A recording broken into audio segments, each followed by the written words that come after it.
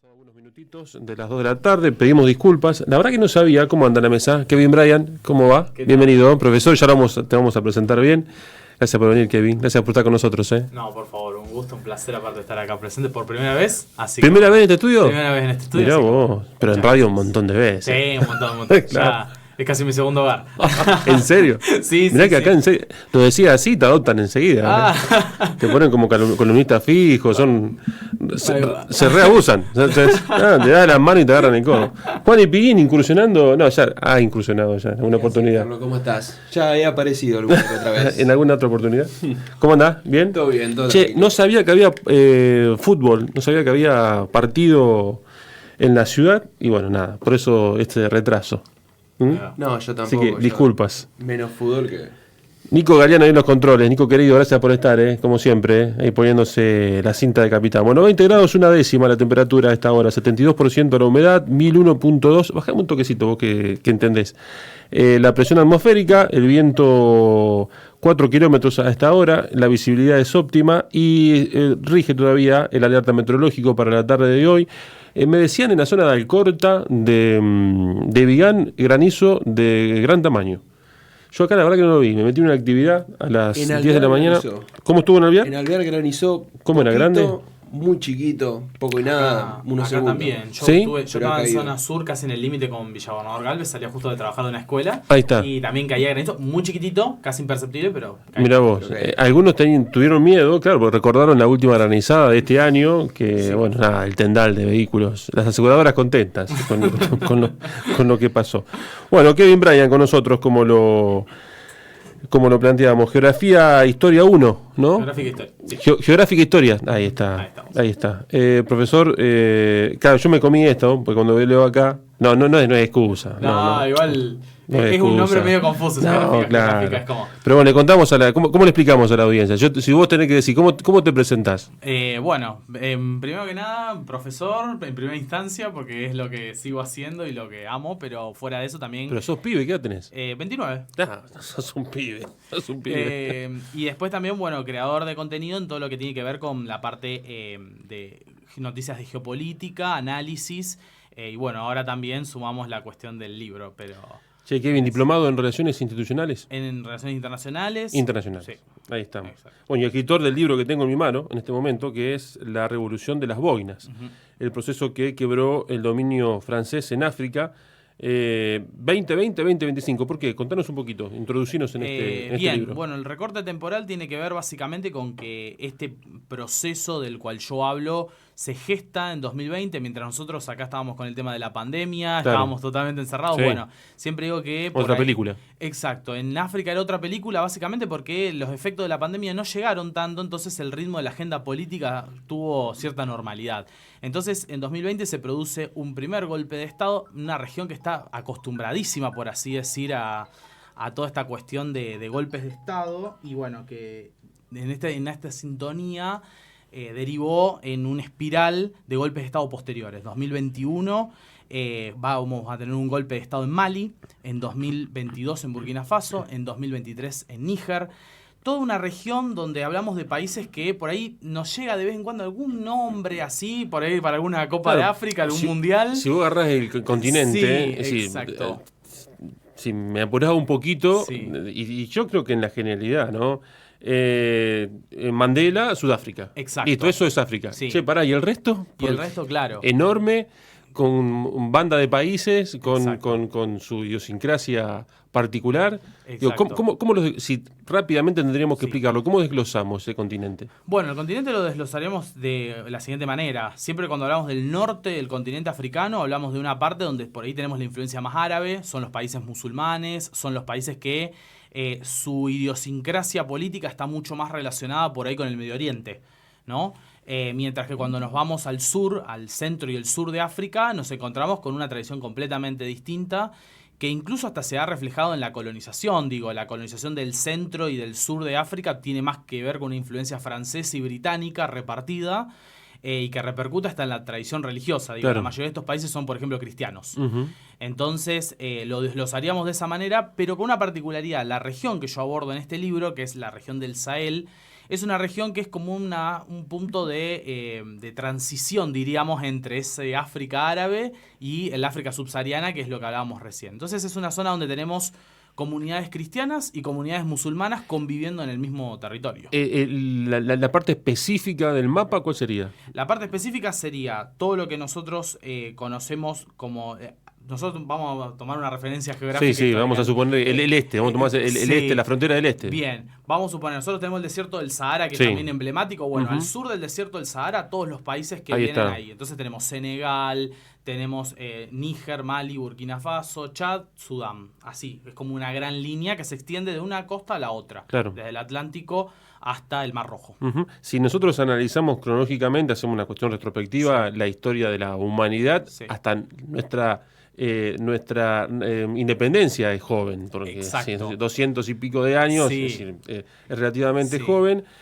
Cuando vos mirás, cuando vos te pones, metés Wikipedia, debe pasar un poco más simple, y ves cada uno de esos países, ves independencia, 1980 y pico. Exacto. 1990. Tal cual. 70 y pico. Sin ir más lejos, la repartición de África, que uno la puede pensar tan lejana, es de 1885. Claro.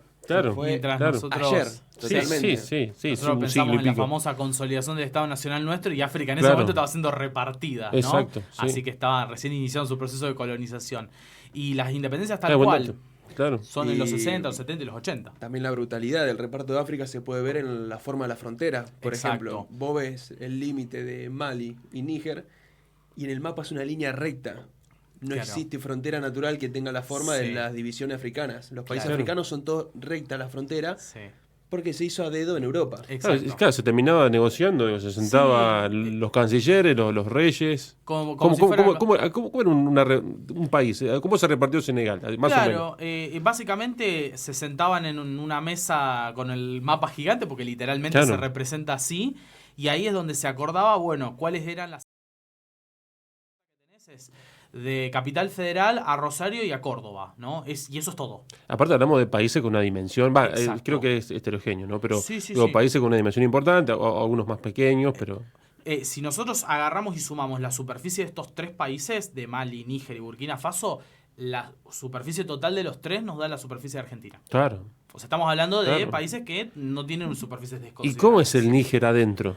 Puertas para adentro. Claro. En realidad, como todo... Porque como vos planteás, vamos a pensar Buenos Aires con Rosario, Buenos Aires con La Pampa y listo. Lo demás, campo abierto. Exacto. Acá nos encontramos con países que en el norte están casi despoblados por la cercanía al desierto, y los focos de población están en el centro y en el sur. Esas son las áreas donde aparte circulan los ríos, la típica cuestión de poblamiento tradicional, ¿no? Claro, y no solo esa situación del cómo está distribuida la densidad demográfica, sino también que el Estado no tiene control sobre todo su territorio por la presencia de muchísimos grupos yihadistas. Claro, eso que era también la justificación francesa de por qué estamos nosotros los franceses militarmente acá. Claro, es decir, más o menos como fue, a ver, es para debatible, pero vamos a darlo desde la mirada de Roca. Más claro, terrible, pero bueno, más o menos como Argentina. Antes de 1800. Encontramos una situación en la cual vos el rol del Estado lo tenías prácticamente focalizado sobre la capital y una circunscripción inmediata, ¿no? Claro. Después el resto son territorios que como que figuran en el mapa como parte, pero el control excedía al Estado. Para explicarlo al llano, ¿no? Y plantearlo, cómo era Argentina en el 1800, y vos tenías una lengua ahí de Buenos Aires a Córdoba y un poco más fino al norte, por la ruta de la Plata. Y acá más o menos igual, entonces vos plantear la ciudad, pero ¿cómo es cómo es el desarrollo de estos grupos, de estas tribus? Bien, bueno, la situación es la siguiente. La convivencia dentro de lo que son estos distintos grupos étnicos que existen en general es bastante pacífica, no tienen grandes problemas. El problema que sí tiene esta región desde, más o menos para ponerle fecha, 2011, 2012 en adelante, es el tema de que lo que entraron son grupos que no son de la región, que son grupos armados que vienen más del norte de África, que son más de influencia árabe y demás, que son estos grupos que nosotros denominamos yihadistas, el Estado Islámico, Al-Qaeda, etcétera. Y esos son los grupos que todo el tiempo no solo desafían al Estado central, por así decir, sino que aparte también atacan a las otras etnias, o sea, atacan a los otros grupos. ¿Pero qué? ¿Con una especie de invasión? Es básicamente ocupar el territorio, pero no solo ocuparlo, sino que dañar infraestructura, matar población, o sea, realmente son acciones terroristas. Eso se da hoy. Eso se da en la actualidad y es contra un poco lo que estos países están empezando a organizarse, porque la idea es combatirlo conjuntamente, porque efectivamente tienen la misma problemática, por lo menos los 3 países, y algunos que otros más también. Y ahí cabe destacar que me gustaría preguntarte, como para que explaye más, el rol de Rusia en toda esta parte. Bien. Porque un país que no tiene colectivo, carretera, demás, ¿cómo hace para enfrentar militarmente, si es que la potencia militar que lo protegía, entre comillas, se lo sacó de encima? Claro. Vos te sacás de encima a los franceses, ¿qué haces después? Bueno, hay una realidad que es que estos países, por ejemplo, para poder combatir a estos grupos, más allá de tener las armas, por así decir, tenés que tener inteligencia y tenés que tener, por ejemplo, hoy, pensando en las guerras del siglo XXI, por ejemplo, información satelital. Claro. Y la realidad estamos hablando de países que yo te comentaba, vienen del subsuelo, entonces sí. no pensemos que tengan un solo satélite. ¿De dónde sacan la información? Bueno, ahí entra el juego de otros países que son los que en este escenario internacional tan convulsionado un poco también van jugando sus piezas y tratan de hacer sus aportes. Entonces Rusia, por ejemplo, es uno de los que viene aportando cierta información para combatir a estos grupos y ayudar a estos gobiernos, ¿no? Un poco porque la idea de Rusia es hacer el buen papel, que por ahí Francia ya estaba muy sucio en cuanto a la cuestión de que fue el colonizador histórico, entonces había perdido cierta credibilidad también. ¿Y cómo conviven? Digo, porque estamos hablando de que Rusia todavía tiene algún vínculo económico o tiene algún nexo, ¿no? con la economía de esos países, con los intereses, donde Rusia no creo que lo haga a honorem o de manera altruista. Es como que en términos generales diríamos que lo de Rusia no es altruista para nada. Lo que Rusia tiene, obviamente... ¿Cuál es el interés de Putin en este caso? El interés de Putin en este caso es generalmente tener una presencia, una influencia geopolítica un poco más clara en África, porque la cuestión es Rusia... desde la cuestión de Ucrania tiene las puertas de Europa bloqueadas. Entonces, bueno, ¿de dónde buscas extender influencia? Bueno, África es un buen lugar donde vos podés extender cierta influencia, sobre todo porque, bueno, sabemos que América Latina es imposible por la influencia de Estados Unidos. Entonces, es un salvo escenario Brasil. donde... Salvo por ahí Brasil. Ahora, pero al mismo tiempo tenés que pelear con la influencia que China que es otro actor. Ahí te iba a preguntar, digo, porque ahí tenemos los BRICS. Claro. Ahí tenemos a Sudáfrica, integrante de los BRICS. Exacto. Tenemos a China, tenemos a India, tenemos a Brasil. Digo, y Sudáfrica no puede jugar un papel, pregunto desde la ignorancia, ¿no? Un poquito más valga la redundancia, más jugado y tener una participación y un control más. Es muy interesante la pregunta, ¿por qué? Porque la realidad es que Sudáfrica tiene influencia en todo lo que es el sur y el centro de África. Pero ya lo que es, vamos a decir, más hacia el norte, la influencia de Sudáfrica baja muchísimo. Es como que hay problemas para entrar porque básicamente estos países consideran que Sudáfrica está muy lejos para tener influencia sobre ellos. ¿Me explico? Vamos a dividir África, entonces. Bueno, ahí entramos en una cuestión de que por ahí hasta en términos culturales realmente podemos hablar de 2 Áfricas. Humildemente te puedo decir que, o reconocer, y te lo digo a vos, y casi que lo digo por primera vez al aire, soy separatista. Digo, yo estoy convencido, y lo fundamenté en algo que quedó ahí en un ensayo muy, muy pobre, que Argentina es grande, muy grande. Argentina nos queda grande, pero nos queda grande de verdad. Nos queda grande. Hemos demostrado que no tenemos la capacidad en estos 200 y pico de años de poder administrar el país. Y tal vez, con una cuestión un poquito más acotada en el territorio, podemos hacer algo un poco más interesante. Pero esto, digo, me hago cargo, puede ser hasta irresponsable, si quieren lo fundamento algún día. Ponemos la capital en la República Separatista de Alvear.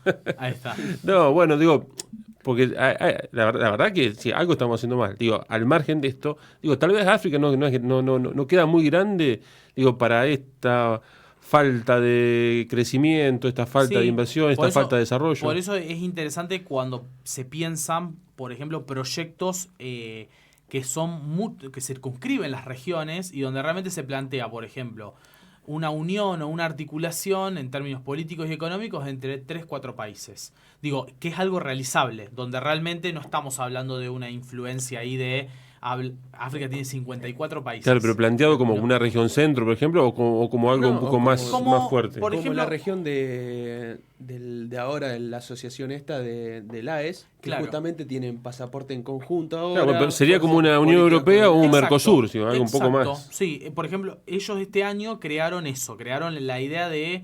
En realidad fue a finales del año pasado que crean la Confederación de Estados del Sahel, que son estos 3 países, Mali, Níger y Burkina Faso, que lo que hacen es aplicar un poco la lógica que decías vos de la Unión Europea. Sí. O sea, la lógica de pasaporte común, circulamos de un lado al otro. Repetimos, 3 países son igual o casi tan grandes como Argentina. Son países extensos, bien, con también mucha población, porque si sumamos las 3 poblaciones tenemos 75 millones de habitantes. Opa, mirá, o sea que no es para nada despreciable. Claro. Entonces, bueno, plantear este tipo de cuestiones y también, por ejemplo, que también es interesante porque es una confederación, entonces la confederación siempre la característica que tiene es que se unifica la política exterior. Entonces estos 3 países cuando van a la Unión Africana o van a las Naciones Unidas o demás, articulan su posición y votan juntos. Lo cual es más avanzado incluso que en el Mercosur, porque pensemos que el Mercosur no lo podríamos lograr nosotros. Ahora, te pregunto, y perdóname desde la ignorancia, digo, estos 3 países tienen régimen democrático. ¿Qué régimen democrático tienen? Los 3 por igual. ¿Cómo llevan adelante en esta mesa de negociación o de diálogo? Bien, la situación es la siguiente. Estos 3 países no tienen gobiernos democráticos, tienen gobiernos de facto. Exacto. Bien. Lo que sí tienen, y que es interesante, es que por las medidas que han tomado, por ejemplo, han nacionalizado el oro, han nacionalizado el uranio, han permitido avanzar en varias cuestiones que por lo menos para el común de la población fueron interesantes y parecen seguir siéndolo. O sea, son procesos que, si bien son de facto, tienen muchísimo apoyo popular. Entonces se da una situación que un poco que nos interpela en esto. Porque a veces nos encontramos con democracias que supuestamente están consolidadas y donde el presidente no puede ni caminar por la calle. Entonces, o se ha enriquecido. Sí, exactamente. Y también acá la característica de los 3 países que venían de democracias muy fraudulentas, muy extrañas, muy... Un poco la lógica y la constante de muchos de estos países del centro, ¿no? Exactamente. De esa fachada de democracia que... No, que tampoco cerraba, digo, es una democracia que, vos mirabas los números y te daba, no sé, que alguien ganó con el 87%. Claro, no, hay una película, no la voy a recordar, tal vez vos sí, una película de los 2000 y pico, donde el personaje de una barba prominente... Que creo que hay una... Sacha Baron Cohen. Exacto, no es como algo así como el gran dictador. El gran dictador. Sí. Después buscalo, Nico. Creo que el gran dictador. Te pinta este tipo de gobiernos que, bueno... En fin. Que, para tomar dimensión de esto. Ahora, vos me decís, nacionalizan el oro. ¿Qué pasa con... Rusia en este caso, que colabora? ¿Qué le dice? ¿Va en algo? ¿Le interesa ir en algo? ¿Tiene algún beneficio esta nacionalización? ¿Genera algún tipo de vínculo contractual con una potencia para decir, lo nacionalizo pero te lo vendo a vos? Bien. Con el tema del oro en particular no, porque es como que para Rusia no está especializado en ese sector. Donde Rusia sí tiene mucho interés es en otro de los recursos de la región, que es el uranio. Claro. Que es el recurso estrella de la energía nuclear. Ahora, Rusia, ¿y qué papel juega Irán y Corea en esto? Por ejemplo, Irán, más que nada proveedor de armas, te diría, igual que Turquía. Pero el uranio no le interesa, por ejemplo. No. Los que acá están interesados en el uranio son... obviamente que tenés a China, obviamente que tenés a Rusia, tenés a Turquía, que Turquía sí viene muy interesado porque está desarrollando un programa civil, pero también muy importante, y los árabes. Acá aparecen los saudíes y demás que tienen mucho capital. Te lo pregunto con vergüenza casi. No, ni hablar de ahora porque, bueno, no entiendo muy bien, no creo que tengamos política de exterior, a lo mejor vos me vas a decir que no, pero bueno, es mi percepción. Pero ¿qué papel vinimos jugando hasta el 2023 en esta cuestión geopolítica? ¿Dónde nos paramos como Argentina en estos últimos años? Bien, yo siempre digo que en relación a lo que tiene que ver con la presencia o el vínculo con algunos países africanos, la verdad que lo de Argentina es muy básico. ¿Por qué? Porque cuando vos ves, por ejemplo, que de 54 países africanos que vos tenés, Argentina tiene solamente embajada en 12, ya te está dando pie de que ni siquiera en todo lo que es el sector atlántico tenemos. Sudáfrica sí. Sudáfrica, tenemos en Senegal, tenemos en Marruecos, Argelia, los más importantes. Sí. Pero después, fuera de eso, por ejemplo, en los 3 países que yo menciono acá, no hay una sola embajada argentina. Y eso también es un problema, porque sobre todo cuando vos mirás a nuestro vecino principal, Brasil tiene una política exterior muchísimo más firme, más sólida, que aparte se mantiene, gobierne Bolsonaro, Lula, es una política exterior muy seria, con mucha rigurosidad.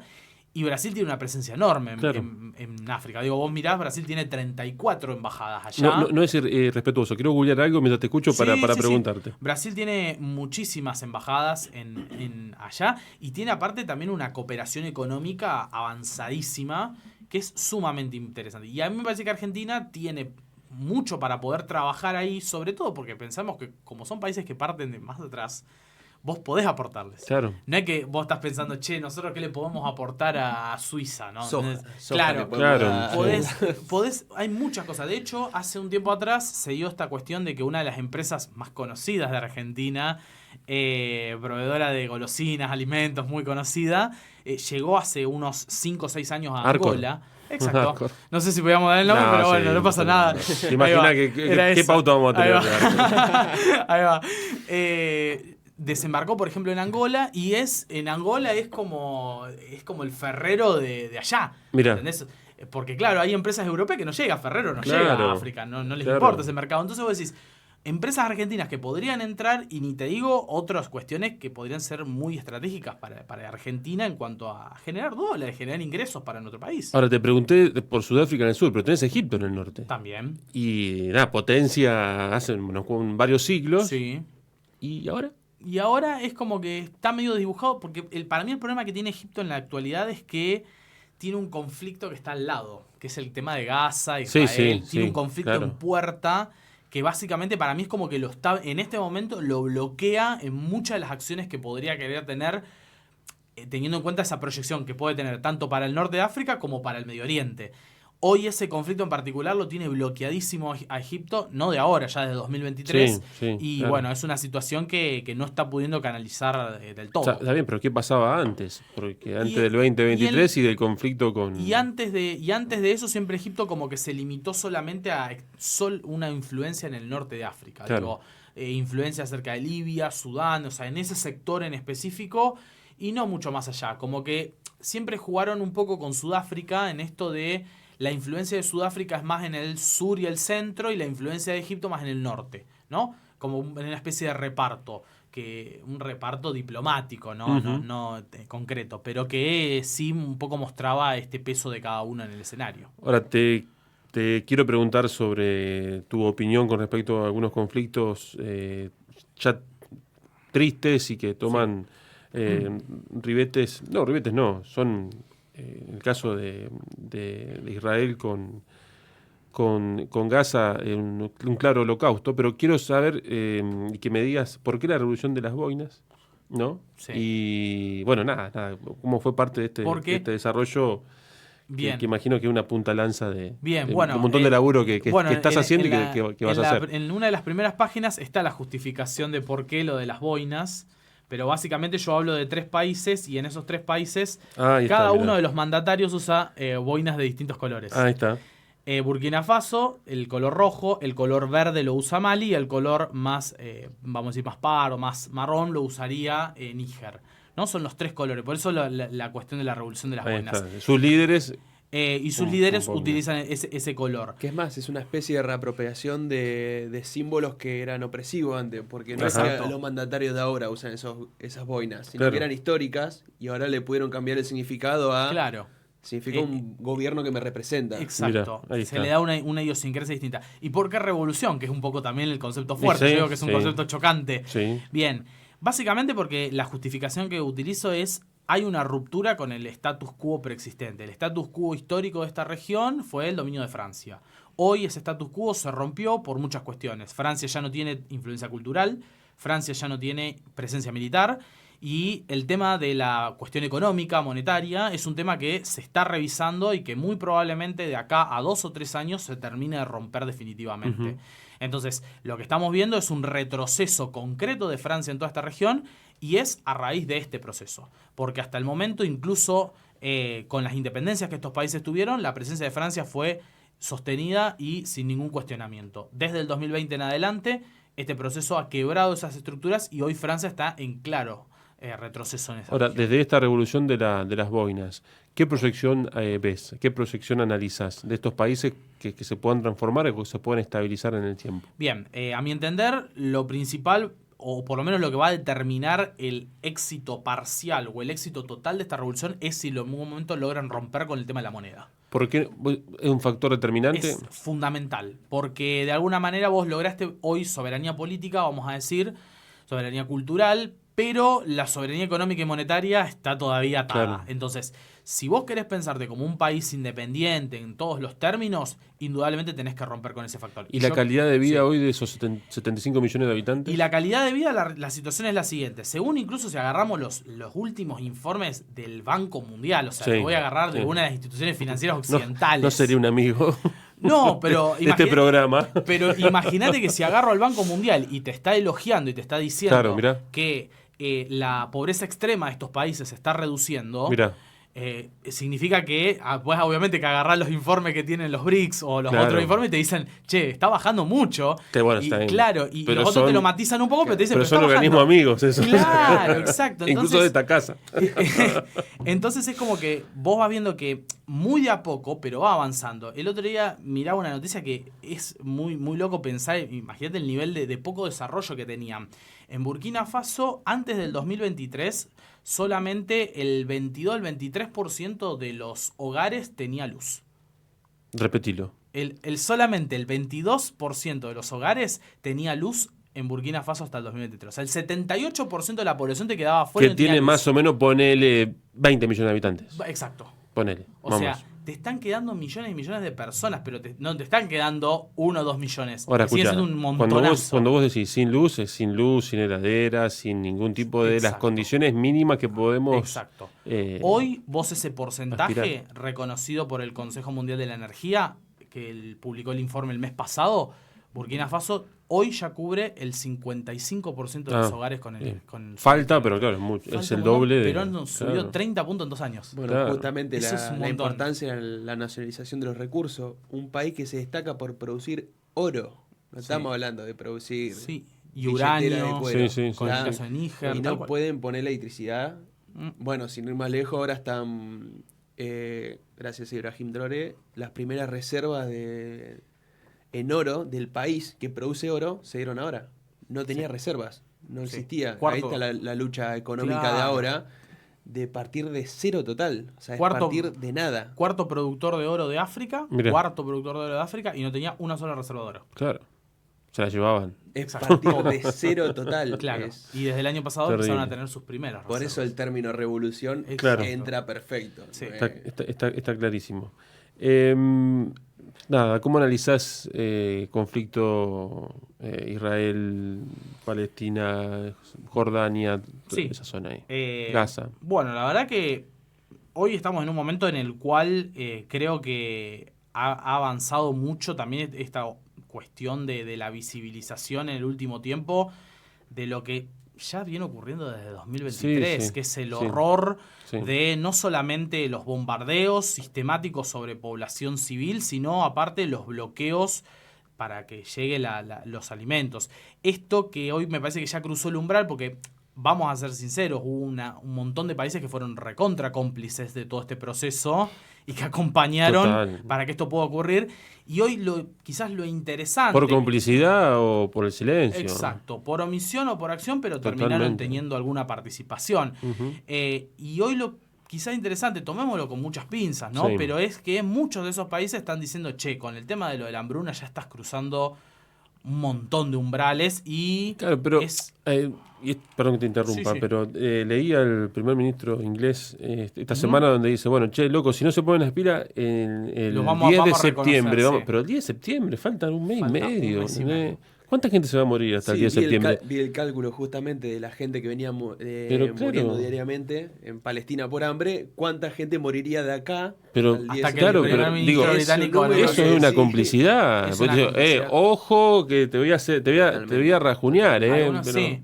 es un En chiste, en ¿no? términos humanitarios es dramático y es realmente de una cuestión maquiavélica, te diría, porque realmente manejan esa cuestión. Ahora, en términos políticos, como son países que mantienen vínculos muy estrechos con Israel, por ejemplo, son países que indudablemente lo que están tratando de hacer es como de, a su forma, a mi entender, presionar un poco a Israel como para que pare la mano con algunas cuestiones. Ahora, si eso tiene efecto, para mí no, por el simple hecho de que el mayor socio que tiene Israel sigue siendo socio, que es Estados Unidos. Sí, claro, digo, y para mí no funciona de nada. Esa es la pregunta, esta es la pregunta previa antes de también preguntarte por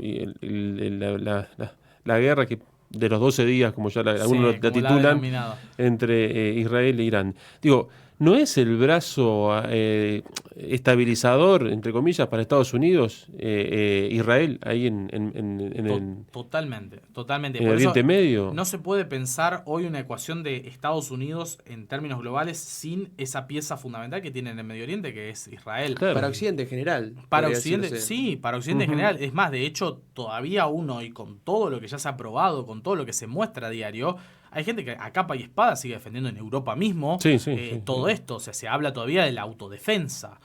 Cuando vos decís... Sí, yo lo veo bastante dividido ahora. Ahora se ha dividido, ¿Qué sé yo? Me parece que por esto que planteabas vos en el arranque, ¿no? Pero sigue sorprendiendo. Por ejemplo, a mí me sorprende, en este juego maquiavélico que hablábamos, decir, bueno, Francia, Reino Unido están diciendo...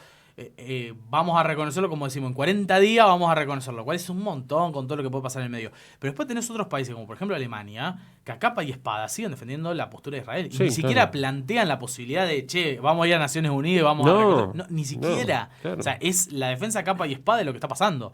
Entonces, vos ahí decís, no es solo Estados Unidos. Quedan algunos que todavía también siguen siendo cómplices de todo este proceso. Y creo que el más perjudicado en esta cuestión es Zelensky en Ucrania, porque la guerra quedó totalmente desdibujada. Ayer reclamaron 380 drones con 6 misiles. Sí, y, ha quedado totalmente relegado. Claro, va a golpear las manos a algunos de los países de la Comunidad Europea y dicen, no, pará que tenemos quilombo. Tenemos otros problemas, sí.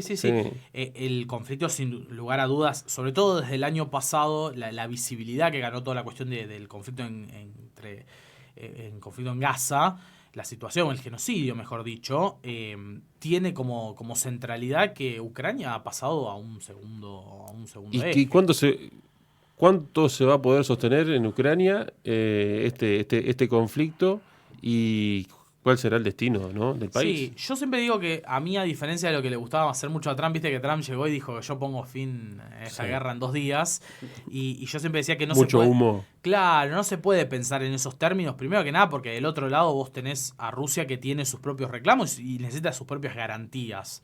Y que si no le cierran esas garantías va a mantener la presión en el frente. Total. Entonces, yo creo que la situación es... Hoy por hoy, Europa evidentemente está muy desgastada económica y financieramente. Encima ahora tienen que lidiar con los aranceles de Trump, tienen que lidiar con un montón de otras cosas. Y tienen que, en el medio de todo eso, seguir tratando de mantener el esfuerzo de Ucrania. Yo creo que los esfuerzos de Ucrania están disminuyendo cada vez más, con la posibilidad de que quizás en algún momento del año que viene Ucrania se va a terminar sentando a negociar. Lo que pasa es que para mí lo está tratando de dilatar lo más que puede. Ahora, ¿esa negociación qué sería? Dame este pedazo de territorio y... Para mí la negociación va a ser en términos de que hay ciertos territorios que Ucrania va a tener que reconocer que van a quedar en manos de Rusia. Sí, lo del este. Exacto, todo lo que es el este, Crimea, todo eso va a tener que reconocer que va a quedar en manos de Rusia. Y entiendo yo que lo que van a tener que negociar es quizá la posibilidad, Rusia va a tener que ceder para mí en la posibilidad de que Ucrania se incorpore en la Unión Europea, no así en la OTAN. Claro. O sea, como que el límite va a ser la OTAN no, en la Unión Europea sí. ¿Y eso qué lo perjudica? ¿A Rusia? Que participe de la Unión Europea, cuando estamos hablando de un país que le va a deber un santo a cada vela en vez yo creo que un poco que para Putin en ese sentido es como... Es una cláusula que se puede ceder porque realmente no te afecta directamente. Lo de la OTAN sí, porque obviamente que se incorpore es tener otro país más de la OTAN pegado en tus límites. Sí. Y ahí sí es más complicado. Pero lo de la Unión Europea no, porque como vos decís, al fin y al cabo, cuando todo este conflicto termine, Ucrania va a terminar endeudadísima en todo. Ya lo está. No sé cuál será hoy el índice de inflación o cómo estará. De hecho, los apoyos a Zelensky internos están bajando, están disminuyendo. Porque aparte es una figura que ya no tiene el carisma que por ahí inicialmente tuvo, quizás. Y una ciudad que tendrá que ser reconstruida, porque Kiev no es Gaza, pero ha quedado muy ha tenido grandes pérdidas en infraestructura. Y ni hablar todo lo que tiene que ver con otras ciudades que están en ese sector también, que han sido directamente atacadas. Ahora, tengo mucho para preguntarte, digo, hasta las 3 vamos, mirá, faltan 10 minutos. ¿Por qué en su momento Putin dijo, tenía todo estaba asediada Kiev, tenía todo el ejército en la puerta y se replegó? Bueno, es uno de los grandes interrogantes que hoy por hoy una respuesta específica no tenemos. Porque digo, el momento ya estaba. Claro, sí, tenía la ciudad asediada. Estaba a las puertas de Kiev.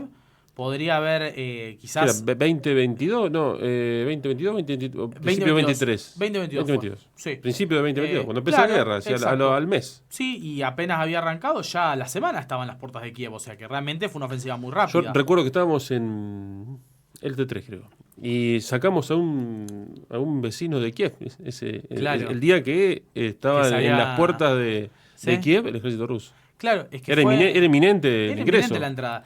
Hay varias teorías. La que Rusia menciona en su defensa, por así decir, es: nosotros teníamos asediada a Kiev, nosotros fuimos a una mesa de negociación, porque la mesa de negociación la propone el propio Ucrania, y en esa mesa de negociación, esas reuniones se hicieron en Estambul, la verdad es que aparentemente Ucrania tenía toda la vocación de sentarse a negociar, de ceder algunas cuestiones y demás muy rápido, y que aparentemente que se metió ahí en el medio fue Estados Unidos con Reino Unido. Son los dos que se metieron y le dijeron a Ucrania: no, nosotros te vamos a armar hasta los días necesarios, y en esa situación, de esa negociación, es el momento en el cual Rusia perdió el tiempo para poder haber quizás entrado en Kiev y haber tomado la ciudad. Cuando llegó el momento, que ya habían pasado quizás 10 días, es el momento en el cual Ucrania había juntado por lo menos algo como para poder responder y contraatacar. ¿Te acordás? Que entraban los camiones por Polonia, los camiones con armamento, y entraban, y Rusia decía, yo recuerdo que RT publicaba, ojo que están entrando, están metiendo armamento, ojo, Sí, y después no quiso arriesgarse a una posible derrota, no sé. Sí, yo creo que por un lado estaba esa cuestión de lo que mencionábamos, las negociaciones, que eso es lo que te dice Rusia, y del otro lado los occidentales, la parte más estadounidense, británica, ¿qué te dicen? Te dicen: Putin calculó mal la cantidad de gente que necesitaba para poder tomar Kiev. O sea, necesitaba un dato más soldados, necesitaba más, porque aparentemente se había formado como una concepción de resistencia ucraniana a la invasión. Sí, era una ciudad. Claro, entonces aparentemente había hecho un mal cálculo. Entonces, tenés las dos lecturas que son posibles. Los rusos que te dicen: nosotros fuimos a una negociación y la boicotearon, nosotros nos quedamos cortos con los efectivos. Puede tener algo de sentido, porque después Rusia termina apelando a los mercenarios a la movilización general. A los chechenos, ¿no? Y a Corea del Norte. Exacto. Que lo reconoció, que tienen tropa ahí. Y aparte de la movilización general, o sea, tiene que convocar a muchísimas personas que se sumen al frente. O sea, que también es perfectamente viable.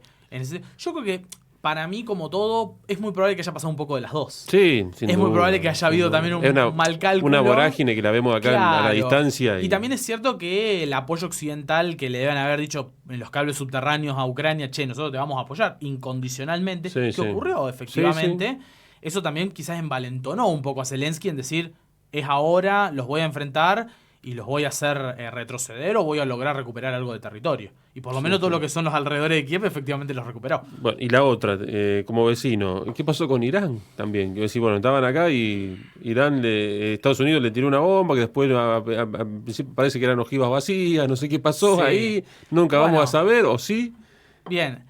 Yo creo que el conflicto ese... Bandera blanca ambos. El conflicto entre Irán e Israel para mí respondió más a una necesidad política de Israel y más precisamente del gobierno de Netanyahu, que es un gobierno que siempre, cuando un poco está contra las cuerdas en la cuestión interna, el frente interno, digo, que están diciendo: capaz que algún socio de coalición se le va y se le cae el gobierno, de alguna cuestión así, ahí aprovecha un ataque a Hezbollah.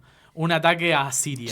Ataque a... Bueno, y ahí, justo cuando estaban en esa situación de la posibilidad de que el gobierno perdiera uno de los socios de coalición más importantes, se produce el ataque a Irán.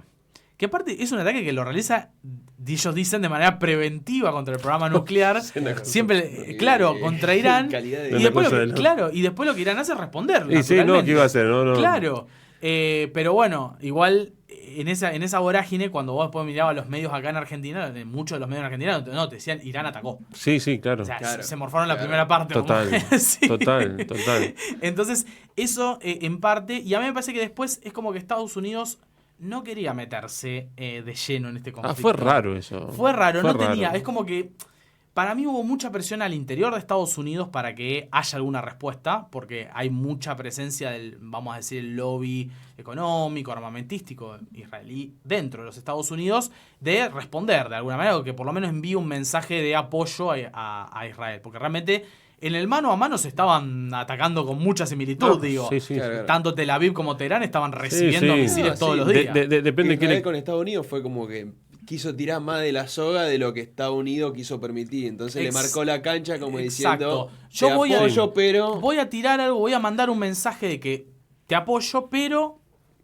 A mí la sensación que me dio es como que estaba todo comunicado. Sí, después dijeron de que en realidad le habían avisado. Hay, Claro. hay imágenes donde hubo un tren de camiones que salieron un día Sí, antes. exacto, un día antes, el ataque después se da y no, aparentemente no fue tan dañino. No hay como imágenes, yo no vi ni una imagen de la Exacto. central nuclear destruida. Sí, no, es No, como no, que no. No, eso. no hubo. Y después No. la respuesta de Irán, que llegó 1 o 2 días después, que atacó una base en Qatar, una base estadounidense Sí, en sí. Qatar, que también ya había sido evacuada. Fue como que te das cuenta que había todo un telefonazo, por así decir, entre Teherán Che. y Washington, de decir, Che, Donald, mira, te voy a atacar más o mañana. claro, che, mira, yo también te voy a No, atacar, no pero me queda otra, te retirá tengo todo. que tirar. pero- Pero, claro, no, yo te no ataco- quiero que peleemos, claro. pero tengo que Claro. quedar como que... Sí. Tranca, que va a ser en la zona de los alambrados. Sí, claro. Yo te ataco el sábado. ¿Vos me querés atacar el lunes? Dale, gracias. Quedamos Sí, así. para. Es muy loco. Claro. Sí, es que fue un poco así y eso también muestra que, más allá de la vorágine y la cuestión discursiva que tienen los gobiernos, esto de las líneas comunicacionales subterráneas funcionan permanentemente, ¿no? Sí, los servicios de Entonces, inteligencia exacto, al palo. operan todo el Y tiempo. me gustaría aprovechar estos últimos minutos Sí. de entrevista para Lo que usted quiera, Peggy. una pregunta que Sí. es más de opinión que otra Sí. cosa. Vimos, se ve en el libro clarísimo, arranca las revoluciones en Sahel, Sí. arranca en Mali, Burkina Faso, Níger, esos tres. Se contagia después. Exacto. Termina abriendo un sentimiento panafricanista donde en Senegal gana democráticamente un presidente antifrancés Exacto. y se empieza a dar en África una especie de continentalismo, Sí. de identidad mediante a causa de la aparición de estos héroes nacionales. Ujú. ¿Existe que haya un contagio hacia América Latina? Bien. ¿Existe la posibilidad de que aparezcan ahora algunos héroes nacionales que terminen armando proyectos que los demás países quieran imitar? Bien, yo creo que el problema de América Latina es que dentro de lo que es a ver, tiene un punto bueno y uno malo. Quizás en la cuestión democrática de que todos tenemos gobiernos democráticos y eso está bueno, pero por otro lado de que en el juego democrático de nuestra región también hay muchas oscilaciones en términos ideológicos. Ujú. Entonces, vos tenés hoy un gobierno que capaz que es partidario de la integración en términos regionales, que quiere trabajar con Brasil, con Uruguay, con Paraguay, con, no sé, con Perú. Y después tenés otro gobierno que viene después y que la línea es, no me interesa eso, rompo con eso y me voy para otro lado. Y eso que pasa acá en Argentina se replica también en los otros países.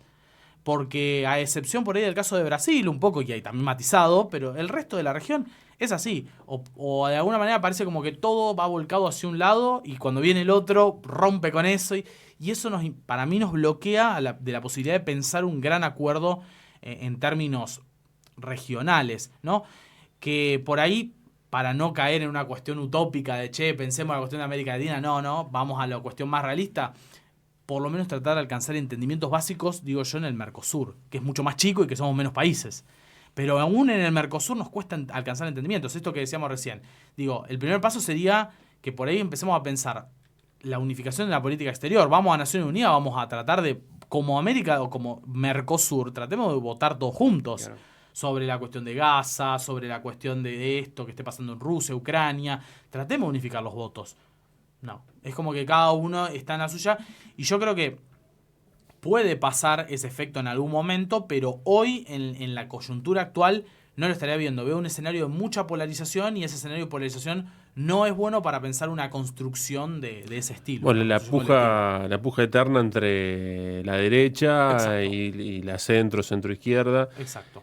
que vamos a charlar, te vamos a convocar. Quiero que charlemos dentro de 15 a 20 días. Sí, sí. Te esperamos acá para hablar de América, para hablar de Obvio. Argentina, para hablar del fenómeno, ya no sé si fenómeno, el mal fenómeno, de Milei, Sí. nada, qué papel jugamos en el mundo. En el mundo, en la Porque región. nada, es para analizar. Yo creo que Sí. cuando lo veamos en el tiempo, Por estas supuesto. idas y vueltas, invitarlo a Zelensky aquí a la Asunción, después sacar el banquito, mandar helicópteros, Sí, todo sí. muy loco. Sí, Sí, todo- la devoción a Estados Unidos y Israel por un lado, pero ayer llegaron 90 vagones chinos Sí. y seguimos comercializando con Sí, un China. doble juego. Es muy loco, Sí. muy loco, que a lo mejor tiene alguna lógica, pero bueno, quiero que lo analicemos juntos. Por supuesto. ¿Eh? A disposición. Kevin, querido, lo voy a leer bien para el cierre, ¿no? Un gustazo, ¿no? Esta charla de lujo que nos dimos en esta primera hora.